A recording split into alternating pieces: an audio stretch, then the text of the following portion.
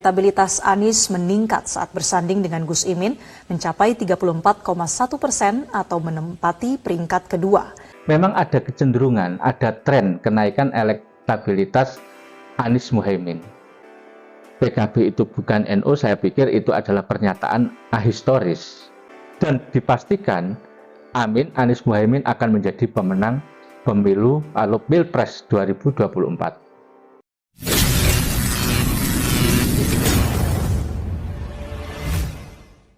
Beberapa hari yang lalu ketika saya membaca media ada yang mengagetkan. Karena sebelumnya di beberapa lembaga survei itu kan Anies Muhaimin mesti berada di nomor buncit dan itu selisihnya tinggi. Tapi kalau kita baca dari hasil survei Indonesia Political Opinion, yaitu yang melakukan survei pada tanggal 10 sampai 17 November 2023, ini hasilnya luar biasa.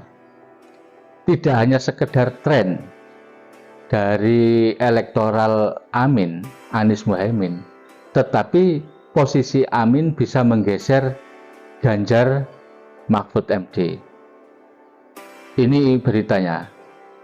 Jadi dalam simulasi 3 nama capres, elektabilitas Prabowo Subianto meraih 36,2%, Anies Baswedan 34,1%, dan terakhir Ganjar Pranowo 27,1%. Sebenarnya kalau kita kilas balik, hasil survei ini tidak mengagetkan. Karena hampir seluruh survei, meskipun Anies masih berada di nomor 3, terutama survei-survei lokal, memang ada kecenderungan, ada tren kenaikan elektabilitas Anies Muhaimin. Apalagi kalau kita kilas balik dari beberapa lembaga survei internasional, baik itu di Ipsos International Affairs maupun Ating Australia Research, itu juga menunjukkan ada satu tren pergeseran, ada tren kenaikan elektabilitas Anies. Dan di antara tiga calon itu memang tidak selisih terlalu terlebar jaraknya.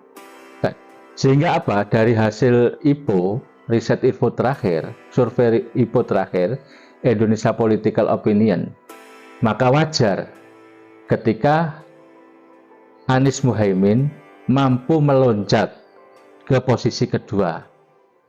Kenapa? Coba kita bisa menganalisis.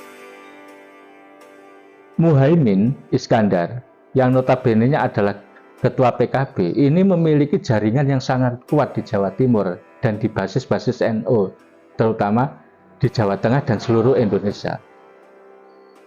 Apapun yang terjadi, Muhaimin itu adalah, atau PKB itu adalah anak dari NU. Begitu juga para aktivis partai di PKB itu juga anak-anak NU semua.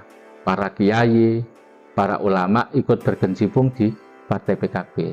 Maka ketika ada yang mengatakan bahwa PKB itu bukan NU, saya pikir itu adalah pernyataan ahistoris, sekaligus pernyataan yang sangat tendensius. Mungkin yang membuat pernyataan itu punya kepentingan pragmatis tertentu sehingga mencoba mendistorsi hubungan NU dan PKB. Tapi fakta sesungguhnya Muhaimin ketika berpasangan dengan Anies memiliki kontribusi yang sangat signifikan.